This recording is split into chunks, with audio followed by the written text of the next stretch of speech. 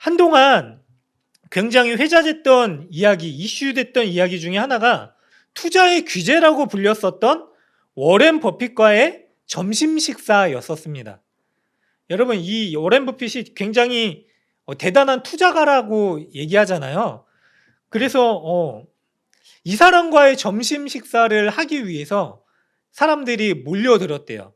그래서 당첨을 하는데 당첨된 걸로 끝나는 게 아니라 점심값을 지불해야 되는데 처음에는 한 10억 정도? 뭐 20억, 30억, 40억으로 올라가기도 했고요. 한동안 코로나로 인해서 이 점심 식사가 중단됐었대요. 그러고 나서 작년에 2022년 6월에 다시 점심 식사를 하게 됐는데 얼마에 낙찰됐는지 아세요? 246억 원에 낙찰됐대요. 점심 식사인데 여러분들 저한테 주어진 시간이 많이 있습니다. 점심 드시러 오세요. 제가 점심 식사 사드릴게요. 그리고 정말 중요한 지혜의 근본인 예수 그리스도에 대한 이야기를 할 수 있는 그 대화를 나눌 수 있는 그 시간을 제가 비우겠습니다. 언제든지 찾아주세요. 근데 사람들이 왜 이렇게 버핏과의 점심 식사를 하려고 하는가? 뭐 단순히 부자가 되기 위해서? 만약에 버핏과의 이 점심 식사를 하기 위한 사람들이 부자가 되기 위한 열망이 있었던 사람들이라면은 이 돈 못 썼어요. 여러분, 점심 식사를 하기 위해서 246억 원을 쓸 정도의 사람, 몇십억씩 쓸 정도의 사람이라면 이미 부를 가진 사람이었겠죠. 그러면 그들이 왜 이렇게 워렌 버핏과의 식사를 하려고 했는가? 그가 생각하는 법, 살아가는 법, 세상을 바라보는 관점에 대한 지혜를 듣기 위해서였다라고 얘기를 하더라고요. 이제 살 날이 얼마 남지 않은 이 워렌 버핏과의 식사를 하기 위해서 마지막 식사라고 생각하고 이 사람들이 그렇게 이 말도 안 되는 값을 지불했었던 것이죠. 그런데 이 워렌 버핏도 참 재밌는 게요.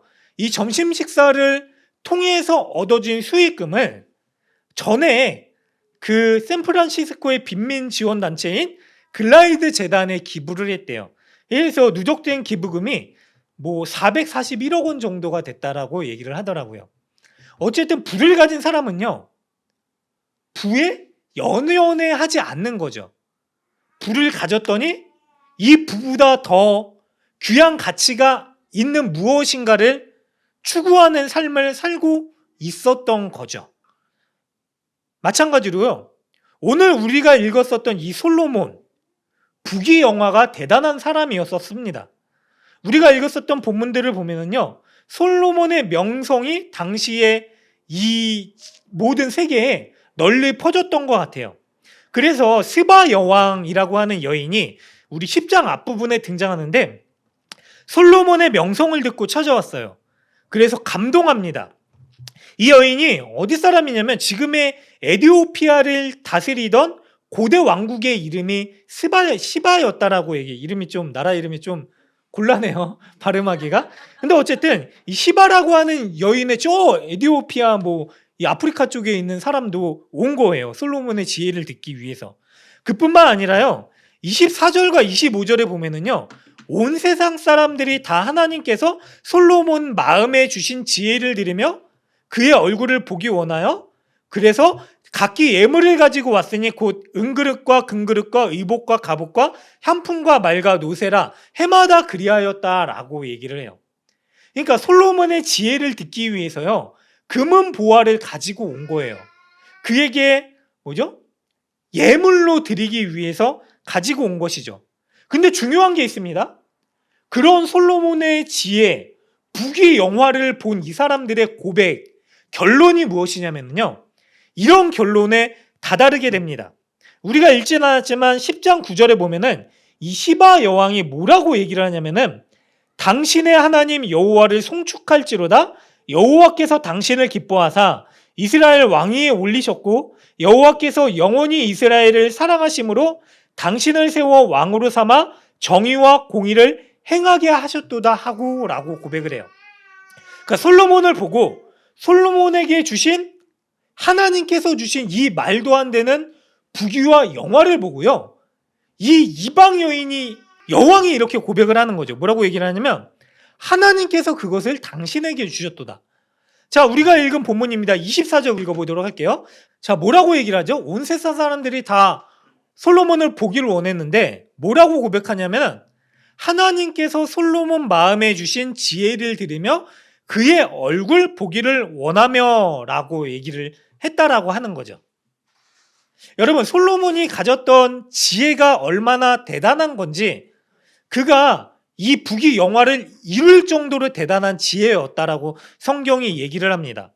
보니까요, 금이 얼마나 많이 있었냐면요, 14절에 보니까 솔로몬의 세금의 무게가 666달란트래요. 이게 가늠이 안 되시죠? 지금 단위로 환산하면은요, 22,600kg 정도라고 얘기를 해요. 그러면은 금 1kg 금괴가 지금 얼마일까요? 한 1억 정도 되는 것 같아요. 그럼 22,600kg이면은 이 시대의 돈으로 얼마죠? 2조 2천억? 2조 3천억 정도 되는 거예요. 여러분 놀라지 않으시네요. 역시 대단하세요.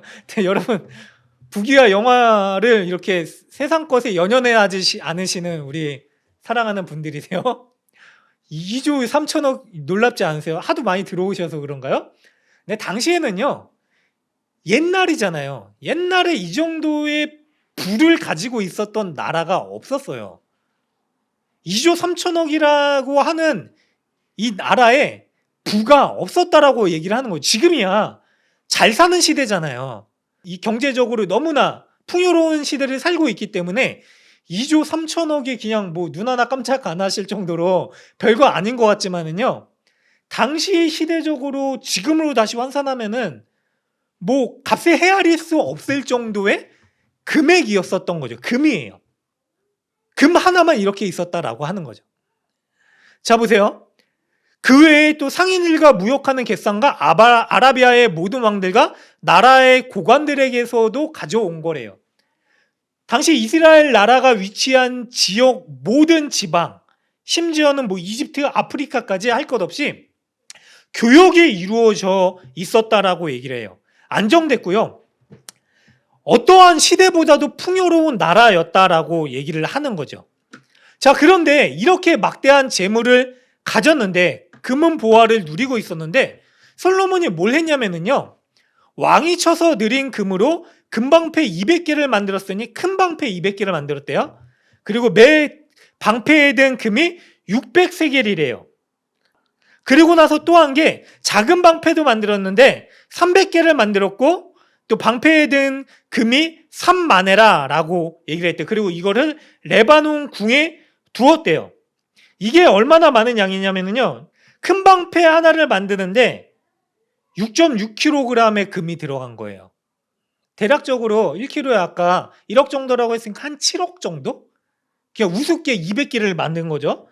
그리고 작은 방패 1.8kg 정도래요. 한 2억 정도 되는 거를 한 300개 정도 그냥 재미있게 만들어 놓은 거예요.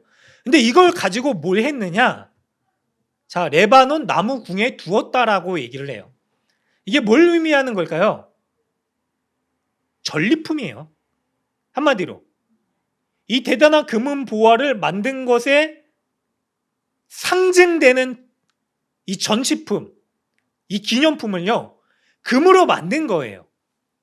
또 어떤 일이 있었냐면은 왕이 또 상하로 큰 보좌를 만들었대요. 뒤에 보면은요, 아프리카와 교역을 했어요. 그러니까 거기서 원숭이도 나오고 공작새도 들여와요. 저기 보니까 뭐 상하와 원숭이와 공작을 치러 왔대요. 그러니까 대단한 뭐 무역의 부를 누리고 있었던 거죠. 그런데 그걸 가지고 또 뭘 하냐면 상하로 큰 보좌를 만들고 그냥 상하도 귀했었는데 정금으로 입혔대요. 대단하죠. 그리고 그 보좌에 6층계가 있고 뭐 보좌 뒤에 둥근 머리가 있고 양쪽에 팔걸이가 있고 팔걸이 곁에 사자들이, 그러니까 12마리 사자들이 서 있는 거예요.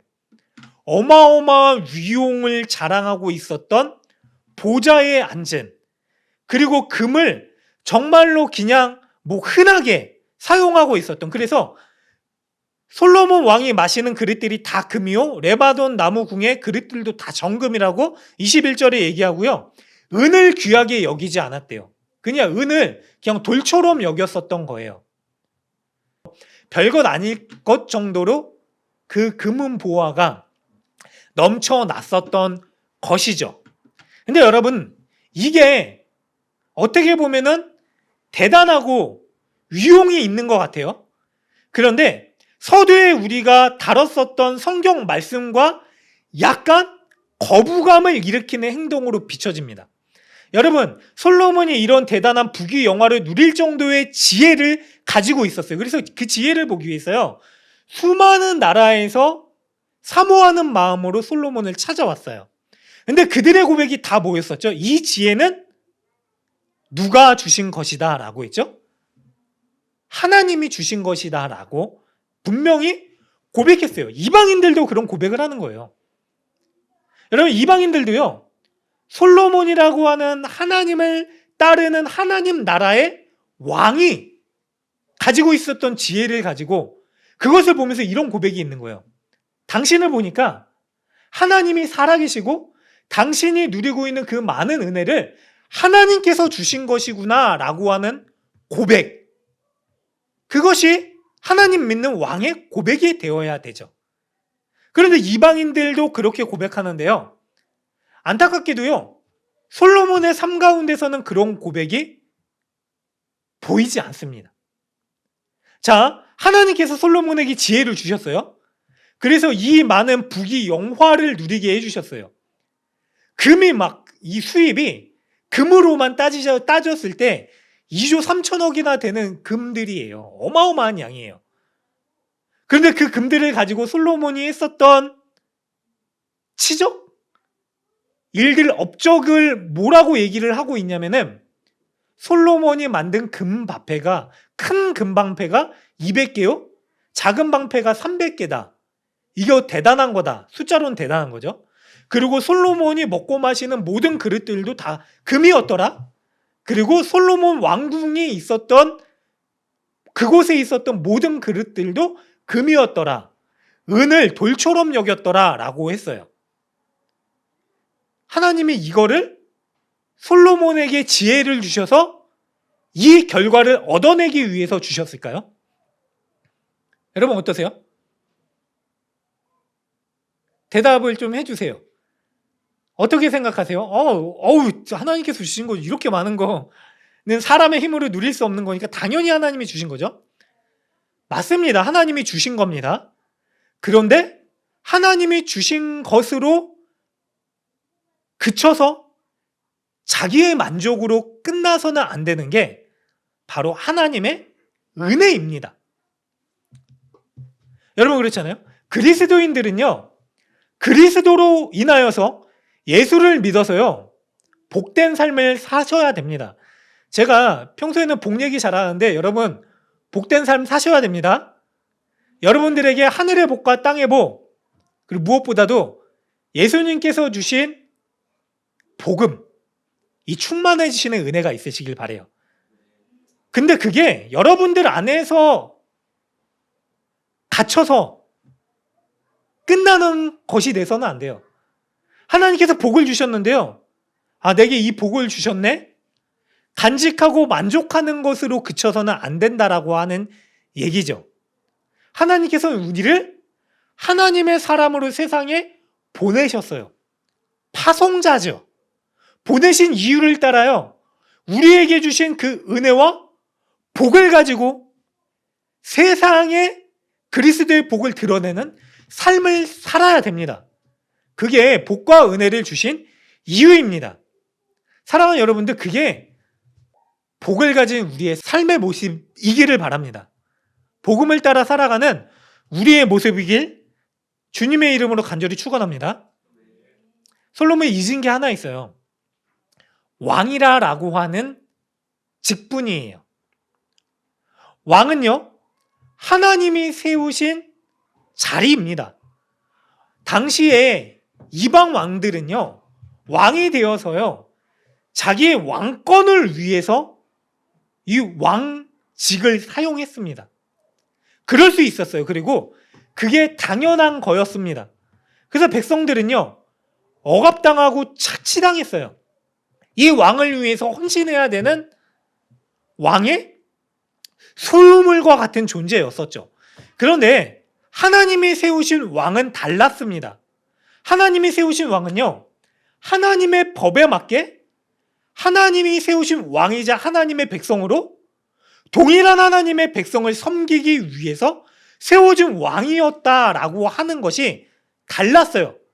그런데 왕이었었던 솔로몬이 가장 지혜로운 하나님의 지혜를 허락받고서도요, 가장 우둔한 이방 왕과 같은 모습을 보입니다. 여러분, 하나님께서 왕에게 주신 분명한 명령이 있었어요. 분명한 왕적 제도가 있었다라고 하는 것이요. 그게 신명기 17장에 잘 나타나 있는데요. 하나님이 왕이 아직 있기 전에 이스라엘 백성들이 이방 왕과 같은 왕을 요구하게 될 때에 규례를 이미 율법에 만들어 놓으셨어요. 그게 뭐냐면, 먼저 병마를 많이 두지 말고 병마를 많이 얻으려고 그 백성을 애굽으로 돌아가게 하지 말 것이라 라고 얘기를 했어요. 근데 보세요. 28절에 보니까요, 북위 영화를 얻은 이 솔로몬이 자기의 왕궁을 온통 금으로 도배를 하고, 그리고 나서 하는 일이 뭐냐면 28절에 보니까 솔로몬의 말들을 많이 가졌는데 이 말들이 애굽에서 들여왔다라고 얘기를 했어요. 그리고 왕의 상인들이 값을 주었대요. 애굽에서 들어온 병거에 대해서 이렇게 기록합니다. 병거 한 대에 은 600세겔이요 말은 한 필에 150세겔이라 이와 같이 햇사람의 모든 왕과 아람 왕들에게 그것을 되팔기도 하였더라 라고 얘기를 해요. 자, 이 병거와 말을 무지막지하게 돈 주고 사온 거예요. 애굽에서. 분명한 것은 이것을 하나님께서 원치 않았다라고 말씀하셨던 것이죠. 자, 하나님께서요, 이스라엘 백성들을 출애굽시키셨어요. 애굽으로부터 구원해내신 겁니다. 구원하시면서 하나님께서 이런 말씀을 하셨어요. 너희들이 다시는 저 애굽 백성들을, 애굽 군대를 보지 않을 것이다. 그래서 너희가 이후에 다시 그 길로 돌아가지 말아라 라고 분명히 말씀하셨어요. 여러분, 솔로몬은 지혜로운 가장 현명한 왕으로 불려졌었던 왕이에요. 그런데 그 지혜가요, 그로 하여금 하나님의 지혜와 멀어지게끔 만들었던 거죠. 하나님께서 이스라엘 백성들을 애굽으로부터 구원해 내셨는데 그들을 노예 상태로부터 해방시켜 주셨어요. 그런데 그들을 다시금 애굽으로 향하여서 가게끔 했었던 왕이 누구냐면 바로 솔로몬이었었던 거죠. 왠지 아세요? 솔로몬이 하나님의 지혜를 알고서도 하나님의 지혜를 신뢰한 게 아니라 자신의 지혜를 과신했기 때문에 그런 거예요. 여러분, 하나님께서 우리에게 지혜를 주셨어요. 말씀을 깨달아 알 수 있는 은혜를 주셨습니다. 성령을 통하여서요, 이 말씀을 통하여서 예수가 누구인지 깨달아 알 수 있는 믿음을 주셨습니다. 이게 진정한 지혜이죠. 복음을 알 수 있는 지혜. 구원을 얻을 수 있는 지혜. 그런데 이 지혜를 가지고서도요, 사람들은요, 자기의 눈에 생각에 옳아 보이는 것을 행해요. 아담과 하와가 그랬어요. 사탄이 찾아와서 뱀으로 오죠. 뱀이 와가지고 아담과 하와를 유혹했었던 게 뭔지 아세요? 지혜를 얘기한 거예요. 저 선악과를 따먹으면 너희의 눈이 밝아져? 눈이 밝아졌다라고 얘기하는 건 뭐냐면은 분별력이에요. 선과 악을 구분할 정도로의 지혜. 그래서 너희가 하나님과 같이 될 것이다 라고 했었던 유혹에 아담과 하와가 넘어가죠. 여러분, 지혜는요, 하나님께서 주신 온전한 지혜는 하나님을 향하게끔 되어 있습니다. 하나님의 말씀에 순종하는 지혜가 가장 현명한 지혜예요. 그런데 우리는 우리의 지혜를 가지고 하나님의 말씀에 어긋나더라도 내가 생각해 보기에 현명한 것을 따르는 것을 지혜라고 여기며 살고 있죠. 그런데 이 시대가 어떻게 되었습니까? 여러분, 인류 역사상 지혜로운 사람들이 없었습니까? 위대한 철학가들, 위대한 업적을 이뤘었던 그 학자들, 과학자들, 위대한 정치가들, 얼마나 많이 있었습니까? 얼마나 지혜로운 사람들이 많이 있었습니까? 그런데 이 시대가 그렇게 아름다운 세상으로 세워졌습니까? 그렇지 않죠. 여전히 많은 것을 누리고 있지만 누구보다도 더 많은 지혜를 소유하고 있는 시대지만 물질주의라고 하는 폐해가 생겼고요. 이로 인해서 여러분 더 많은 것을 누리고 있지만 더 생명이 경시되는 시대를 살아가고 있어요. 더 많은 것을 가진 사람들이 있지만 더 빈곤한 삶을 살아가고 있는 사람들이 있습니다. 왜 그러죠? 하나님께서 주신 지혜를 하나님이 의도하신 뜻에 맞게 온전히 사용하지 않아서 그렇게 된 것이죠. 솔로몬이 부귀영화를 가지고서 자기 왕궁을 치장하고 그리고 자기의 군대를 늘렸지만은요, 하지 않은 게 있어요. 솔로몬이 처음에 지혜를 구했을 때 기도했었던 것. 주님, 제가 하나님의 백성을 잘 다스리기 위해서, 그들의 송사를 잘 감당하기 위해서 지혜가 필요하오니 저에게 그 지혜를 주십시오. 하나님의 백성을 위한 지혜였어요. 그런데 그 지혜를 가지고서 했었던 결론은 뭐냐면은 자기를 위한 것만 남겨져 있었던 거죠. 백성을 위한 일들이 보이지 않습니다. 어렵게 살아가고 있었던 이스라엘 백성들을 향한 솔로몬의 마음이 보이지 않았고요. 그들을 위한 정책이나 그들을 위해서 어려운 사람들을 위해서 무엇을 했다라고 할 수 있는 치적이 보이지 않아요. 이게 솔로몬이 가지고 있었던 지혜의 문제였었던 거죠. 왜요? 이미 하나님의 지혜를 떠난 솔로몬의 탐욕을 위한 지혜로 전락되어졌기 때문에 그랬던 거죠. 그래서 하나님께서 말씀하신 신명기에 말씀을 아무렇지 않게 어기죠. 솔로몬이요, 애굽의 공주와 정략 결혼을 합니다. 여러분, 당시에 수많은 여인들과 정략 결혼을 솔로몬이 했어요.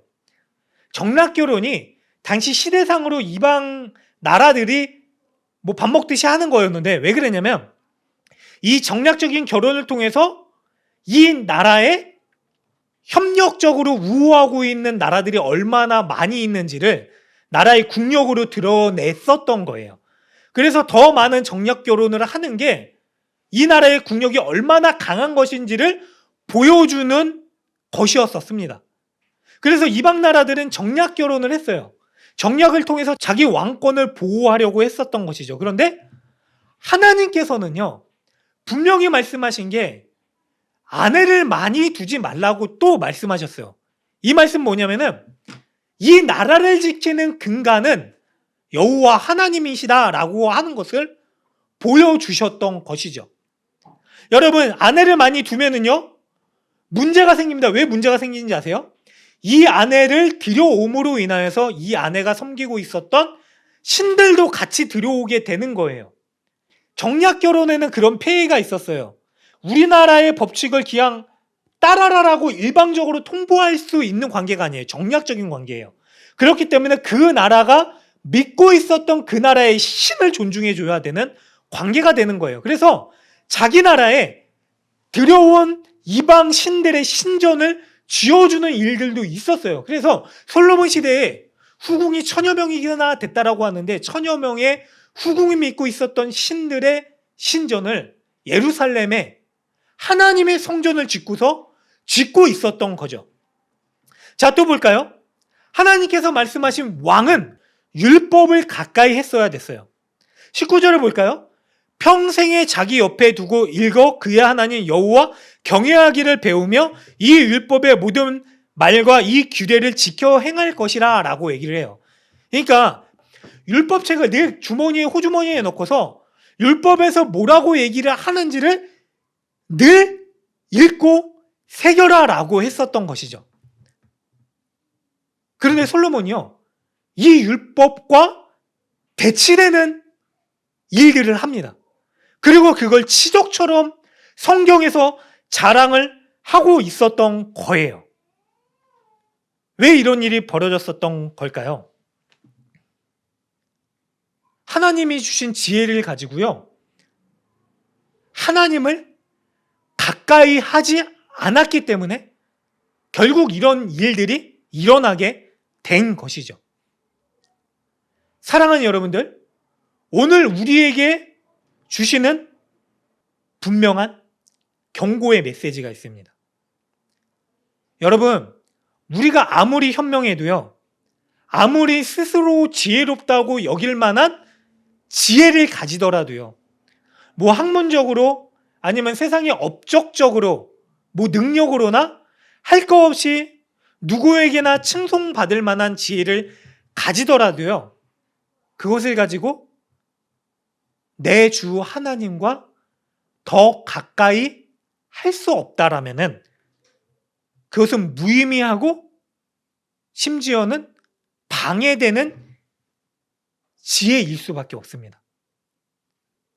여러분, 솔로몬은 그 지혜를 가지고 많은 군대를 두었어요.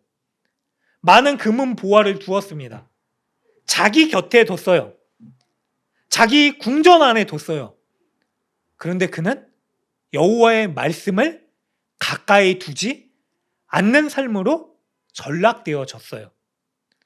군대를 둔다라고 하는 거는요, 자기의 힘으로 자신을 책임지고 보호하겠다라고 하는 행위였습니다. 그래서 하나님께서는 신명기 17장에서요, 그렇게 경고하셨던 거예요. 말과 마병을 많이 두지 말아라. 왜요? 이스라엘 백성들은요, 이스라엘 왕은요, 하나님께서 세우시고 하나님께서 책임지시고요, 하나님께서 보호하시는 하나님의 백성이기 때문에 그렇습니다. 그런데요, 내가 내 힘으로 나의 군대를 만들고 나의 금은보화를 가지고 나의 영화를 자랑하겠다라고 하는 건 뭐냐면요, 하나님의 보호가 필요 없다라고 하는 뜻이 되는 거고요, 그리고 하나님 간섭 필요 없다라고 여기면서 살아가고 있는 우리의 모습과 다름이 없는 삶이 되는 것입니다. 그런데 하나님께서는 이렇게 분명히 말씀하셨어요. 시편 33편 16절부터 19절에 많은 군대로 구원을 얻을 왕이었으며 용사가 힘이 커도 스스로 구원하지 못하도다. 구원함의 말은 헛것이며 그 큰 힘으로 구하지 못하는도다. 여호와는 그 경외하는 자, 곧 그 인자하심을 바라는 자를 살피사 저희 영혼을 사망에서 건지시며 저희를 기근 시에 살게 하시는도다. 아멘 라고 말씀하셨습니다. 여호와가 누구를 살리시냐면, 누구를 보호하시냐면, 여호와는 그를 경외하시는 자라고 얘기를 해요. 여러분, 누구를 경외해야 됩니까? 여호와 하나님입니다. 하나님은 우리에게 지혜를 주셔서요, 우리를 통하여 알 수 있는 은혜를 주셨어요. 성령을 통하여서요, 진정한 하나님이 누구이신지를 깨닫게 하시고 진정한 구원의 길이 무엇인지를 이미 우리에게 알리시고 보여주셨어요. 그런데 우리가요, 그 지혜를 가지고 하나님을 경외하는 게 아니라 우리의 인생을 경외하고 인생의 불을 따라 살아가려고 하고 내가 누구보다 지혜롭다고 여기는 나의 지혜를 경외하며 살아가게 됐을 때 우리는 하나님으로부터 멀어져 영혼의 건짐과 동떨어진 삶을 살 수밖에 없는 것이죠. 솔로몬이 잘못된 길을 가게 된 이유가 그거예요. 하나님을 가까이 하지 않은 것. 사랑하는 여러분들, 오늘 우리는요, 다시 한번 도전하고 결단해야 됩니다. 하나님께서는 오늘 우리를 향해서요, 왕 같은 제사장이라 라고 신약의 성도들을 불러주셨습니다. 여러분, 왕 같은 제사장이래요. 근데 이 말은 뭐냐면요, 제사장 같은 왕이라 라고 하는 표현으로 우리가 받아들일 수도 있어요. 왕과 제사장이 같이 가는 거예요. 근데 우리는 예수를 믿어서요, 왕의 권력과 왕의 권한에만 집중한 나머지 왕이 누리는 힘과 능력만 소유하고 이 땅 가운데 살아가려고 하는 말씀으로 왜곡시켜 버렸습니다. 그렇게 됐을 때 왕은 아무리 지혜롭더라도 부귀 영화를 가지더라도요, 결국 하나님으로부터 멀어진, 안타깝지만 솔로몬이 행했었던 가장 큰 지혜를 가지고도 하나님으로부터 멀어진 그의 모습으로 전락될 수밖에 없을 것입니다. 근데 하나님께서는 분명히 왕 같은 제사장이라고 얘기하셨거든요. 일전에도 말씀드린 적이 있습니다. 작년 초반에. 제사장이 누구입니까? 제사장은요, 하나님을 섬기는 자입니다. 동시에 함께 신앙생활하는 사람들을 섬기는 자이죠. 이스라엘 백성을 섬기기 위해서 세워진 직분이 제사장입니다. 그래서 섬김의 자리이죠. 제사장은요, 가장 먼저 해야 될 일이 스스로 예배하는 자가 되어야 되는 것입니다. 그러나 여러분, 우리는 어떻습니까? 왕 같은 제사장의 직분을 가지고서 다른 사람을 위해서 함께 예배하는 자가 되지 않을 뿐더러 내 스스로도 예배하지 않는 자가 되어져 버렸습니다. 여러분, 우리 스스로를 위하여 기도하고 우리의 영혼을 보존하기 위해서 하나님을 더 가까이 하고 하나님의 말씀을 붙들고 실험하고 하나님의 은혜를 내 영혼에 채우기 위해서 하는 일들은 온통 뒷전으로 밀어둔 채 우리는 스스로 왕이 되기 위하여 구하는 것들에만 치중되어 있다면요, 여러분, 우리는 하나님이 주신 지혜를 가지고도요, 스스로 멸망의 길을 자초하는 세상의 왕으로 전락될 수밖에 없습니다. 우리가 하나님께서 말씀하신 왕의 직분, 제사장의 직분, 왕 같은 제사장의 직분을 감당하기 위해서는요, 우리 스스로 먼저 하나님의 은혜를 사모하는 예배자가 되어야 되고요. 그래서 내 영혼이 하나님을 향한 갈급한 가운데 하나님의 지혜로 내 영혼을 채우기 위한 기도와 말씀과 예배와 찬송이 그치지 않는 삶을 살아가야 되고요. 거기서 그치지 않고 우리가 함께 살아가는 사람들에게 우리의 선한 예배자로서의 영향력을 끼칠 수 있는 사람들이 되어야 됩니다. 우리가 기도하는 것이와 세상 사람들이 기도하는 것처럼 만남의 복을 주세요, 그래서 좋은 사람 만나게 해주세요 라고 하는 것으로 그치는 것이 아니라요, 왕 같은 제사장의 직분을 가진 자들은 하나님, 제가 좋은 사람이 되어서 하나님의 사람이 돼서 복의 통로가 되게 해주세요. 복의 근원, 복음의 통로가 돼서 세상을 밝히 이롭게 하는 은혜를 끼치는 자가 되게 하여 주십시오. 주님, 저를 사용하여 주시옵소서. 저를 보내주시옵소서. 저를 세워주시옵소서. 그렇게 하나님의 사람으로 거듭나 하나님의 자리에서 하나님의 사람으로 살 수 있는 사람이 되게 해 주십시오. 제가 가는 자리마다 예수의 보혈의 은혜를 나눌 수 있는 자가 되게 하여 주시옵소서 라고 구할 수 있는, 그렇게 살아갈 수 있는 자가 되어야 되는 것이죠. 근데 여러분, 우리가 구하는 것이 온통 무엇입니까? 예전에 욜로, 지금은 뭐죠? 파이어족? 빨리 벌어서 후딱 영혼까지 탈탁거려서 일단 빨리 채워가지고 그 이후에는 내가 만족하는 삶을 누리겠다? 여러분, 당연히 만족하는 삶을 누리셔야 됩니다. 하나님이 주신 복 가운데 하나입니다. 그러나 거기서 그치는 것이 아니라요, 사명이 있다라고 하는 것을 잊으시면 안 됩니다. 왕 같은 제사장으로 보내신 사명, 그것이 이 땅 가운데 살아가는 제사장으로, 왕으로 살아가야 될 우리의 삶이고요, 우리를 통하여 하나님께서 이 땅을 다스려 가시는 하나님의 은혜의 방편입니다.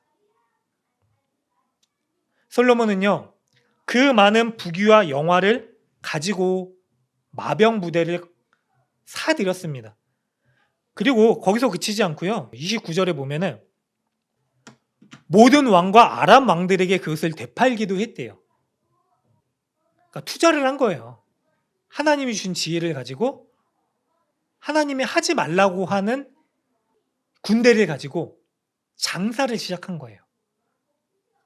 뭐 투자하지 말라는 얘기 아니에요. 그냥 현명하게 투자하시면 돼요.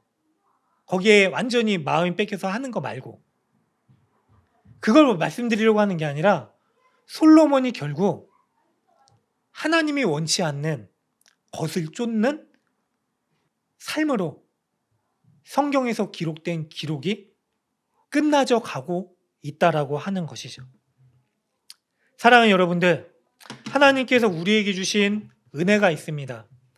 그 은혜는요, 우리에게 가두어진 채 썩어져 가는 것으로 만족되어서는 안 됩니다. 그 은혜는요, 나누고 섬기고 전하게 됐을 때 더욱더 풍성해지는 겁니다. 그 하나님의 은혜와 지혜를 가지고요, 이 땅 가운데 참 그리스도인이자 제사장적 왕으로 살아갈 수 있는 우리 모두가 되시기를 주님의 이름으로 간절히 축원합니다. 아멘.